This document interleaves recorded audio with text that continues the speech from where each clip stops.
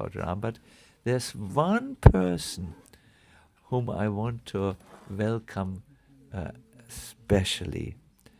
It is our um, Malati, who is with us. She has returned from the kingdom of fire. She almost burned in the kitchen, and a very complicated and not easy medical procedure needed to be done. This is, I understand, the first time where you are, are able to come to the temple. So welcome, welcome. You are our hero.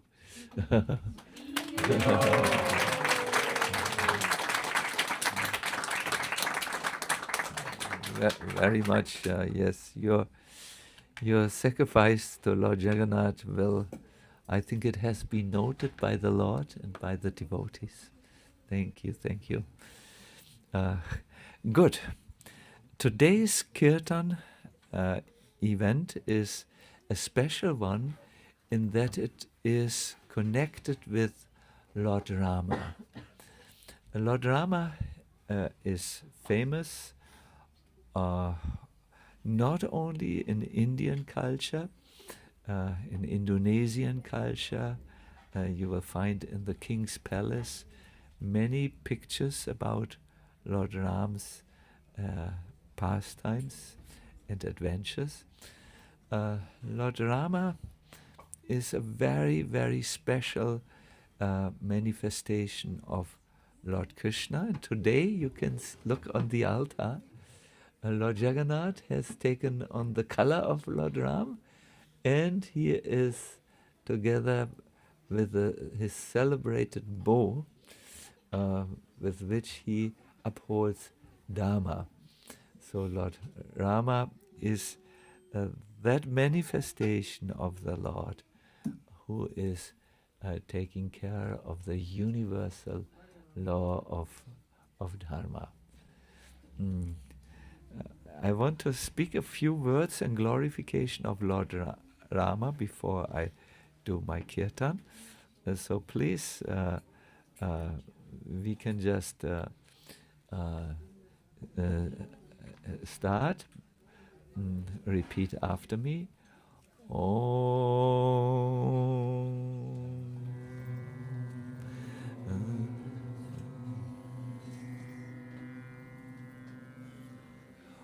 Om Namo Bhagavate Ramachandraya. Om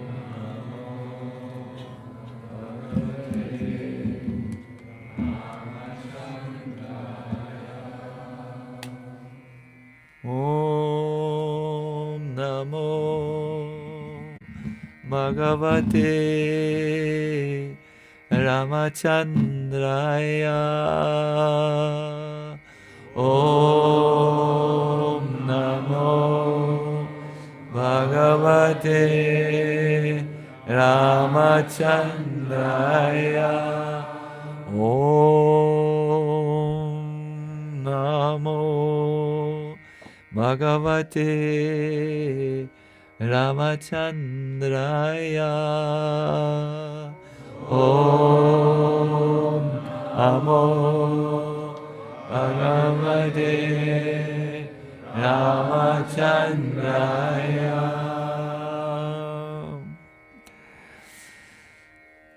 Once the great Saint Narada Muni came to the ashram of Valmiki. Valmiki is also a well-known ancient saint. And Valmiki had a question. He said, "Oh, Narada, is there anyone present at this time who is an incarnation of God, who wanders over the planet, who is always telling the truth,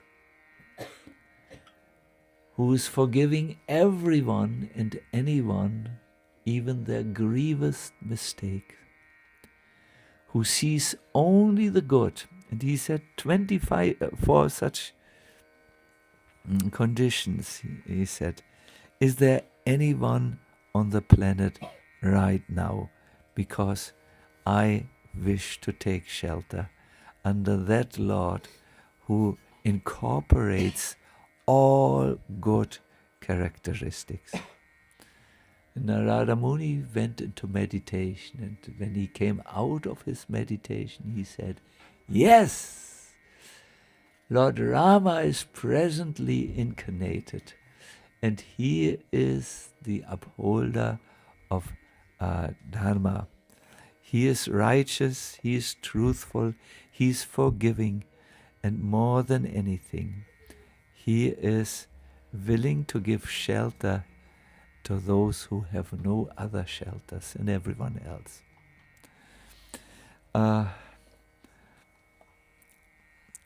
So Valmiki wanted to see this personality, and Narada, the great saint, was able to open his spiritual vision so that Valmiki could see Lord Rama in front of him and his beautiful pastimes. And he wrote them all down as the pastimes of Lord Rama happened.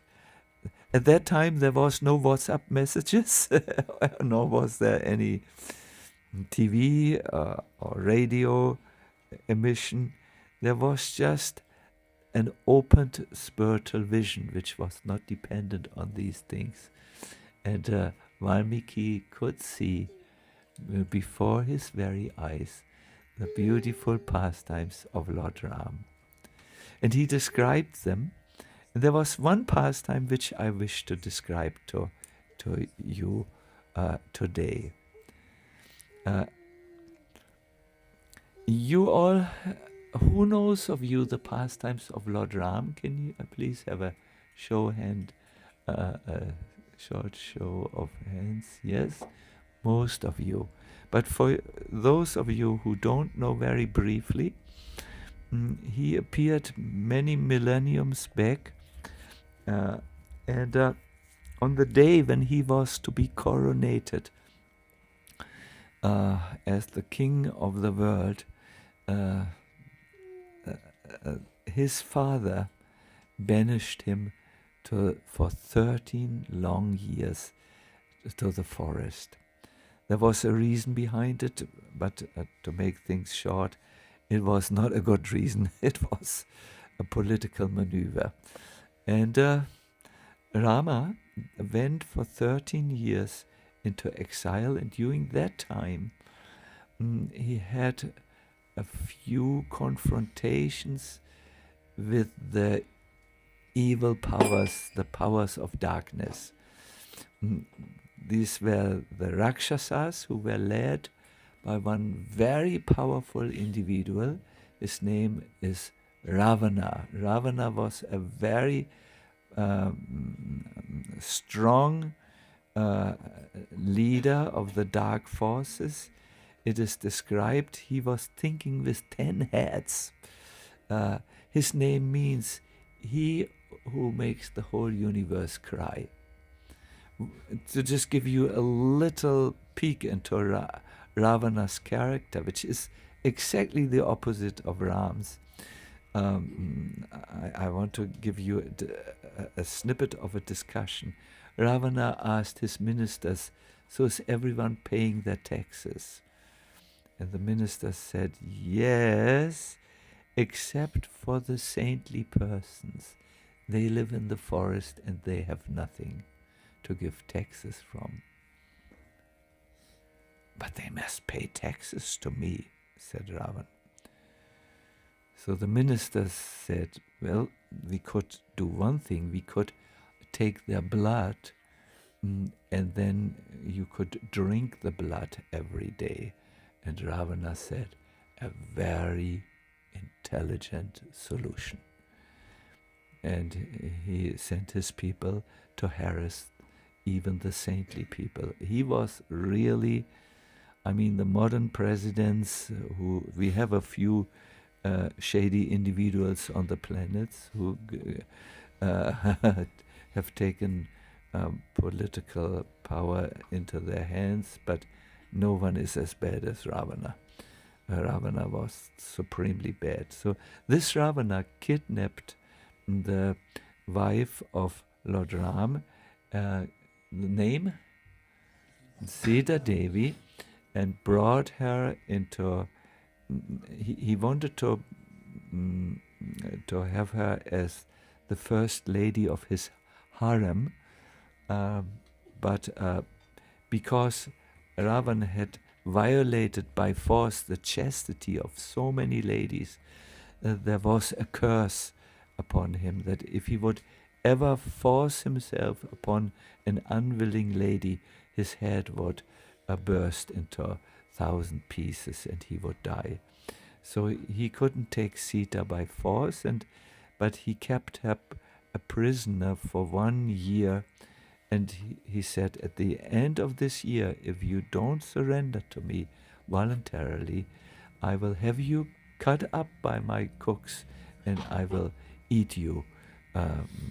He was a man-eater, really the Lord of Darkness, you could say.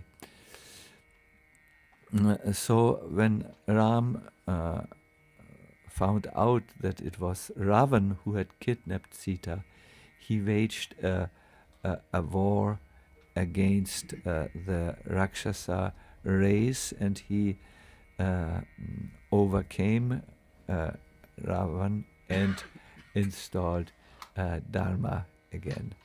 This is in brief the story of the Ramayana, but I want to talk about something very specific. So when Rama came with his army of Vanaras at the banks of the ocean, he didn't know how to cross the ocean. But somehow or other, Hanuman, who was leading the forces of Ram, had an idea. Give me. He took a stone and he painted the name of Rama on it.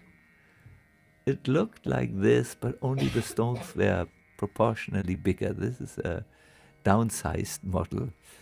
And when he put the stones into the ocean, those who had no Rama written on them sank in the ocean, but the others floated on the ocean. I am happy to report to you that when I visited Dwaraka, I saw a well, and in the well there was a stone like this, which was floating. It was not porous, it was a massive stone, and it had the name Ram on it. And it was therefore not sinking, because even the planets which float in the universe are not falling down, because by the Lord's energy they are kept in space and they are floating. So what is the problem for Ram to make a few stones float? No problem. Those of you who afterwards you can come and see these Rama stones. I don't know, maybe they are also floating. Have you tried this? I can imagine they will float, because these are porous stones. they have air bubbles inside, but the original Ram bridge is made of these Rama stones, you could say. So, and Ram took his. So when Ram wanted to, when the bridge was ready, a huge, colossal bridge, which connected the southern tip of India with the kingdom of the Rakshasas, which was on the island of Lanka, or Ceylon, then at that time something important happened, where Guru Krishna will help me with his mobile telephone. The brother of Ravana, the brother of the demon king, came and said he wanted to take shelter at Rama's lotus feet. He was going away from supporting his brother, but he wanted now to be on the side of Ram. Now all the ministers of Ram who were with him said, he just wants to come close to you, and when he is a meter distance or 2 meter distance, he will jump up, take his knife and kill you. He should not be accepted. But Lord Ram said something which is the treasure for all his devotees. He said something in Sanskrit, I will say, Sakrit eva prapanoyas tavasmiti chayachate abhayam savada tasmai dadam yetat vratam mama. Lord Ram said, I will not follow your advice to reject this person, because it is my vow that if only one seriously surrenders unto me, saying, my dear Lord, from this day I am yours, and if he prays to me for courage, I shall immediately award courage to that person, and he will always remain safe from that time onwards. So Lord Ram, in other words, gave unconditional acceptance to the persons who surrendered to him. And that is perhaps the most outstanding quality of Lord Ram. Now when Lord Ram, after he had spoken this verse, he said to everyone, I want to tell you a story which illustrates this point. If someone approaches me and asks for shelter, I must give it. It's just like a king. When someone comes and surrenders or is saying to the king, I wish to serve you, it's the king's duty, and he cannot reject such a person. I want to tell you a story. Once a man passed through a dense jungle.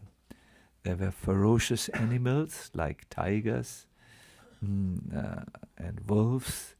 And as this man walked, he heard the roar of a tiger, and the tiger had smelled him, had smelled human blood. He was coming closer. So this man ran on a tree or climbed a tree and stayed in the shelter of the tree. This tree was the tree which was owned by a monkey. A monkey lived there also on the tree. So when the tiger arrived at the foot of the tree, he began to speak. Hey, monkey, this human being has taken shelter on the tree, but don't you know that, oh yeah, this is a very good idea, you're opening a window, no? Kunya Bihari, I think you have also this access to the door.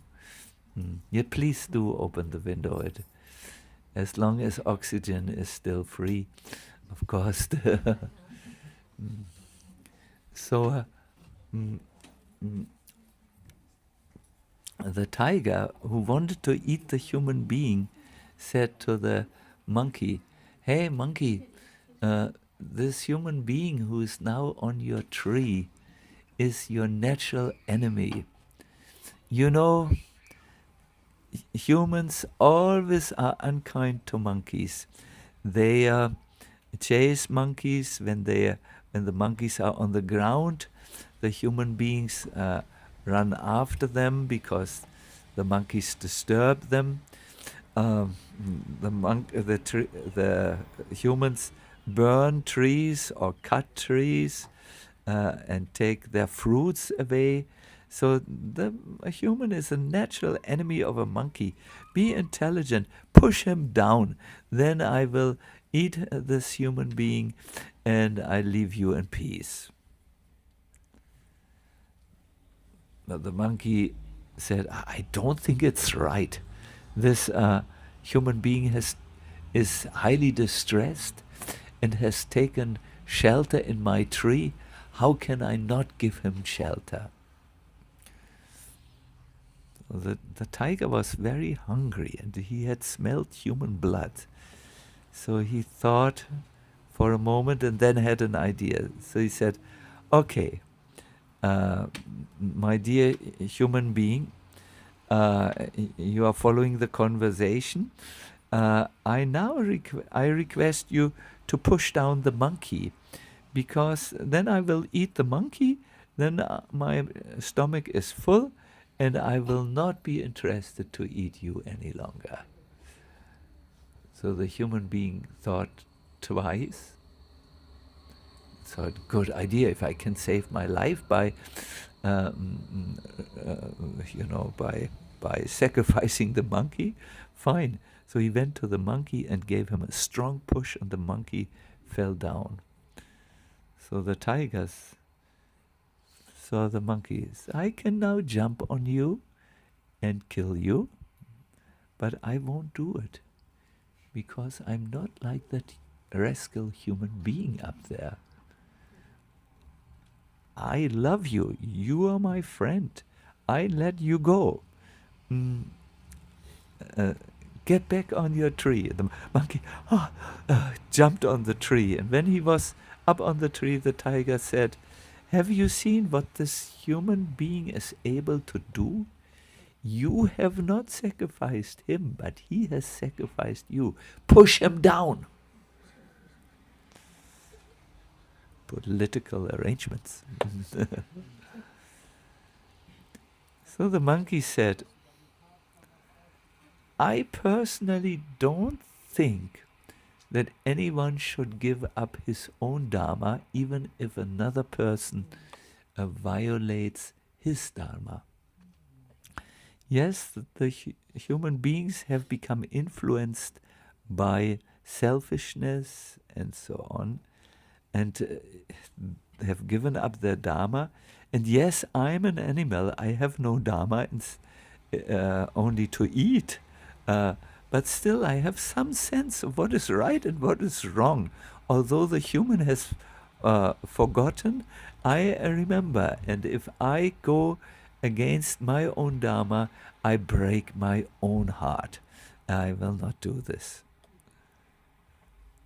So, said Ramachandra, you understand the point? An ideal person will always keep his dharma. And one of the points of his dharma is, when anyone comes for you in a distressed mood and requires your assistance and help, then it is your dharma to give that assistance and help. Beautiful and clear story, no? You can follow? You also follow the intelligence of the tiger? Yes. So Lord Ramachandra gave this story, and with this story, he gave away what was driving him. He explained that yes, when anyone comes to me, even they may be unqualified or qualified, and surrenders to me, I will give them shelter. I would love you to chant this Sanskrit shloka with me, because it's so beautiful.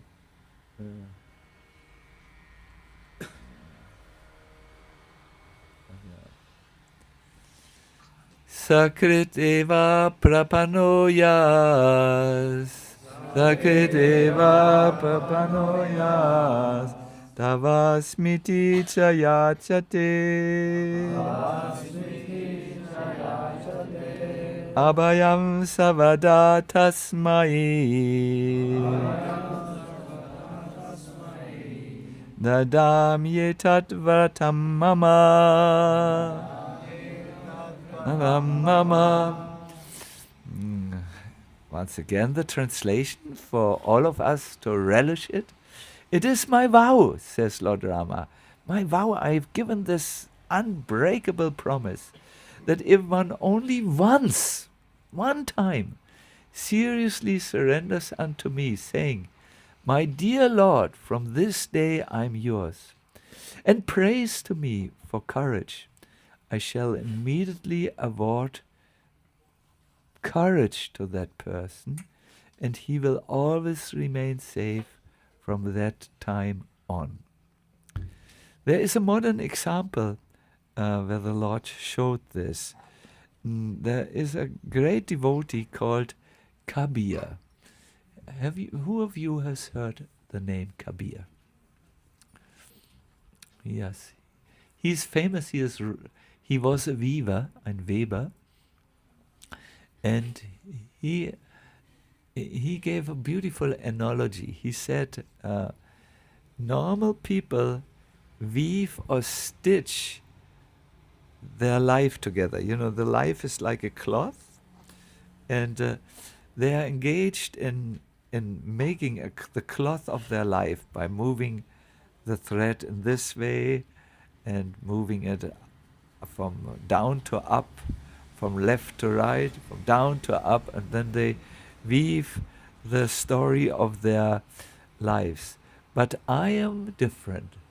I'm the weaver of your name. My life is always, whatever I do, it is accompanied with the name Ram.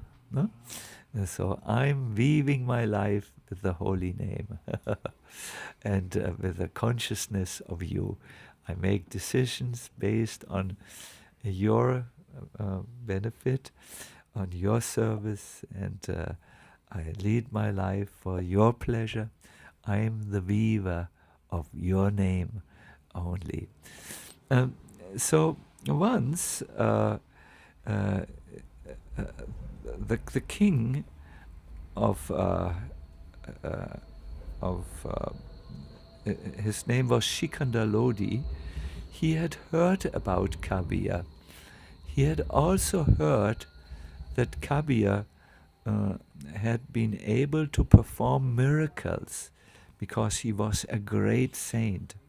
And he asked Kabir to come to the court, to the royal court. And as Kabir was entering the hall where the throne was standing, one minister of the king said, you have to bow down to the king. But Kabir did not bow down. He moved forwards, and the king was upset and said, why don't you show me your respect? And Kabir said, I only know of one king. He is known to the Hindus as Bhagavan, and he is known to the Muslims as Allah. That Lord who is known as Bhagavan or Ram is known as Allah. That is same person is my Lord. I have no other king, and he is the one who gives shelter to everyone. So the king could not argue against this point. But then his ministers complained about Kabir. Kabir says the Hindu God is the same as the Muslim God. That is a kafir, that is a sinner. You know, he's a heretic. And Sikandar Lodi uh, although he understood that Kabir was right, but there was so much pressure, both from the uh, uh, Muslim priests and from the Hindu priests, that he said, "Okay, we have to kill this Kabir." So they put iron chains around him, and they threw him into the river. But Kabir was just chanting Ram, Ram, Ram, Ram. And the waves of the river carried him back to the shore and also broke the iron chains. Yes. Then the king said, he's just a magician. What is the magician? The Ehrlich brothers, or what magicians do we have today? Jayatam. Huh? He's only a magician. So they, so he had his people throw Kabir into flames, but Kabir's body began to shine like molten gold. Then, as a last attempt to take the life of Kabir, they made an elephant crazy, gave him alcohol to drink, and then the mahout, the elephant driver, drove him, gave pain to him behind the ear, goaded him on. This elephant had killed many prisoners in the past, so he stormed towards Kabir, who was just chanting Ram, Ram, Ram. And as he came close to Kabir, he stopped. He could not continue going towards Kabir and trample him to death. And after he had waited for a little bit, he became afraid. He turned around and ran away. And Kabir said, yes, Lord Rama is in the heart of the elephant. He's in the heart of the king, and he's in the heart of me. So he has arranged that the elephant cannot trample me.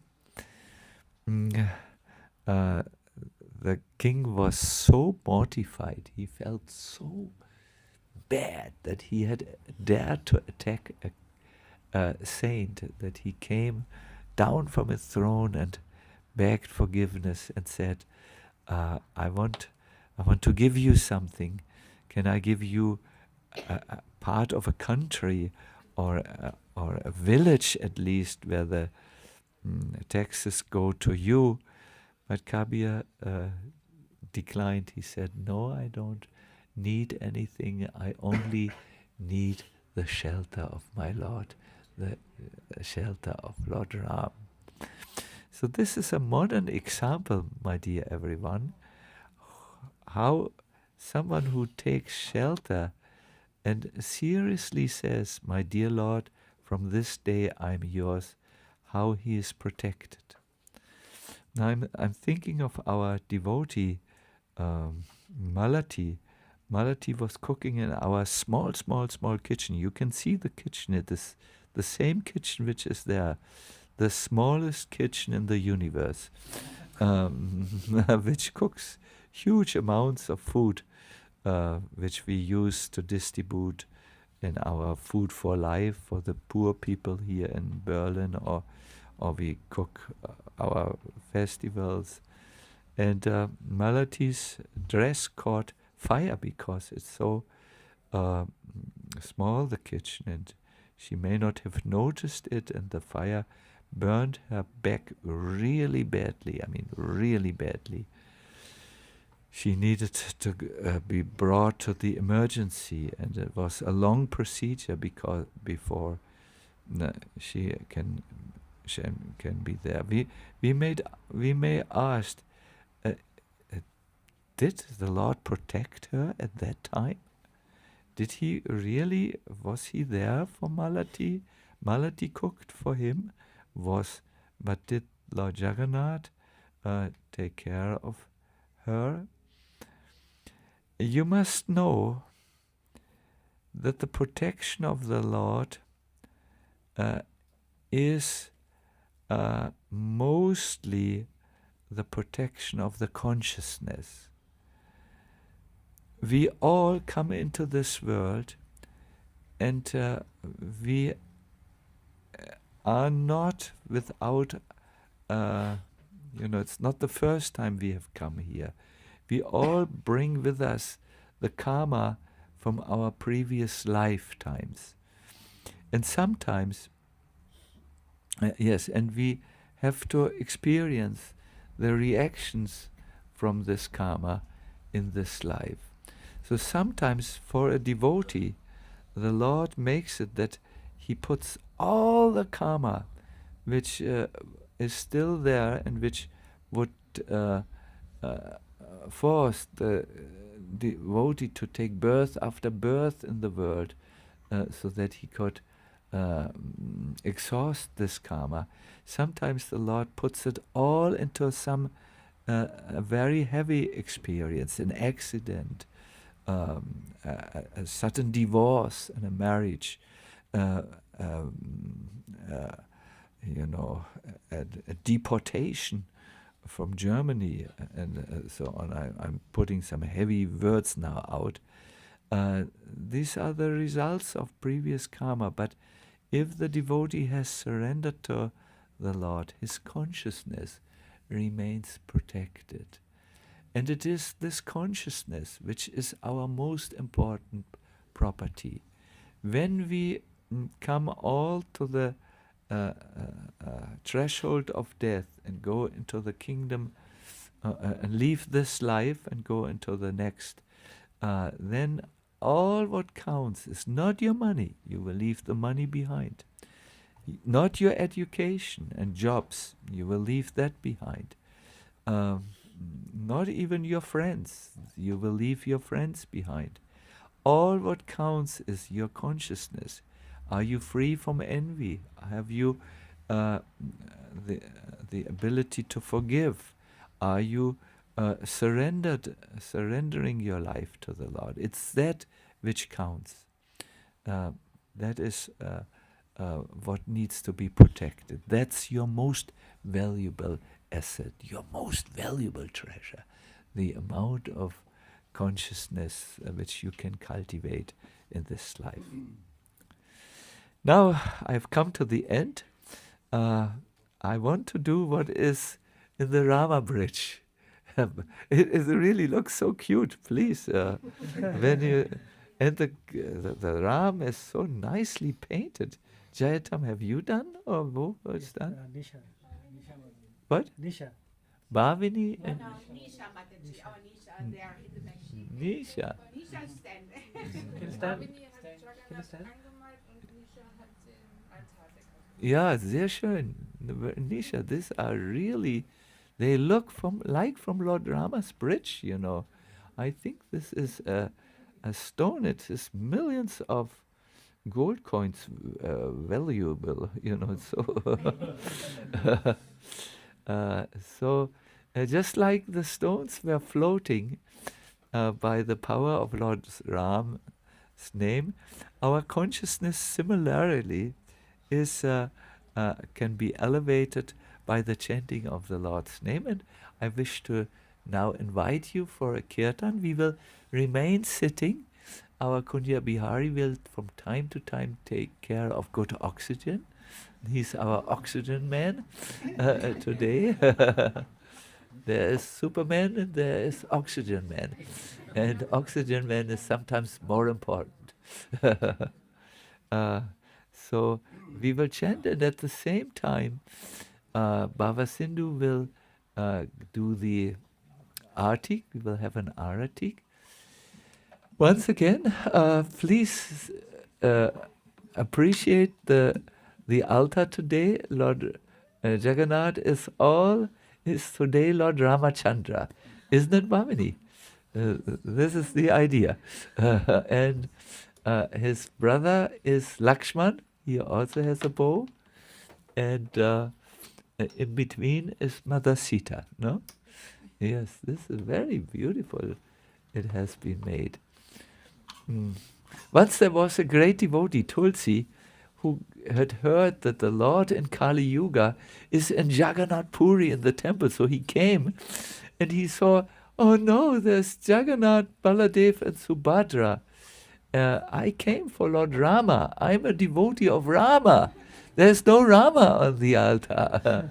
And with tears in his eyes, without even eating his dinner, he left the temple and fell into a confused sleep 7 kilometers away in a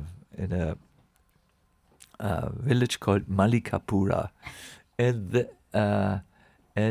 while this was going on, Subhadra turned to Jagannath and said, "Today you are a very bad host. You have promised that everyone who comes to your temple gets prasadam, your divine food remnants. But Tulsi had to leave hungry. I'm very disappointed in you." So Lord Jagannath took this to heart, and in the night, Tulsi was awoken by a beautiful, splendorous boy. He was full of light, and he carried a huge plate with food. The plate was made out of pure gold. And he said, Lord Jagannath sends me. You are hungry. You have to eat this. It's his own plate. Bring it back tomorrow to the temple. So Tulsi was very hungry. He had slept, but he could not sleep so well because of the hunger. Now he had a plate, and he heard this was a golden plate. It was the plate of the Lord. So he took the little bowls, put the food on some banana leaves, and ate it all up, and then slept again. And in the morning he felt, well, these golden plates, I have to bring them back. So he went back to the temple to bring the plates back. But when he entered the temple, he saw on the altar not black faced Jagannath. He saw no one else than Lord Ram with his bow, like this. And he understood that he needed to look twice. Sometimes when you look first, you can't recognize the Supreme Lord in your life. You have to sometimes look twice, or if you are in Berlin, perhaps 3 times.